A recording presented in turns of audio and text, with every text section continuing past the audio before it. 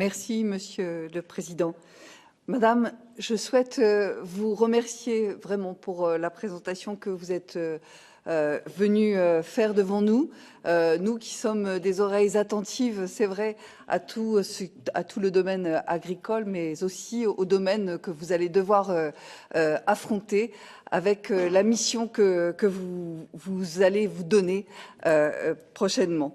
Je voulais bien sûr vous dire que sans doute les années passées à la tête de l'EFSA vous ont permis de nous présenter de la manière la plus pertinente et la plus sensible tout ce qui concerne la sécurité alimentaire. Mais comme un certain nombre de mes collègues, j'associe moi aussi, la sécurité alimentaire à la souveraineté alimentaire, elle est essentielle.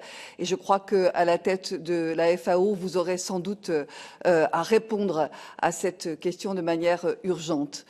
Il me semble que le récent rapport ex-Sommer, qui ne s'appelle plus Sommer, mais le rapport qui a été voté vraiment à la plénière du mois de janvier, permettra à l'EFSA d'ailleurs de mieux répondre aux interrogations et à la transparence que vous avez, je l'ai compris par l'intervention de José Bové, mis en place au sein de cette institution.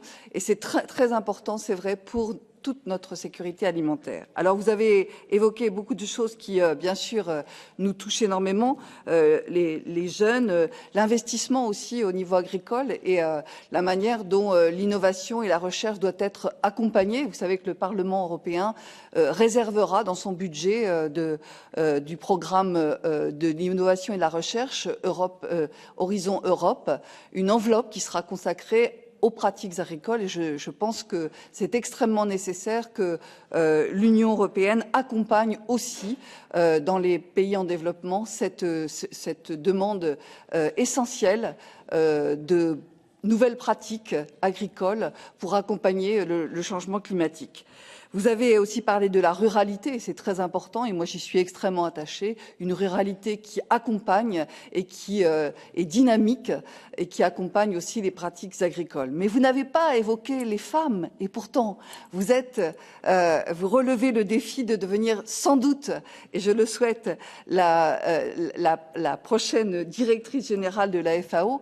Et il me semble que nous devons avoir une attention particulière, et notamment dans les pays en développement, où les femmes sont extrêmement présentes dans la ruralité pour accompagner les pratiques agricoles.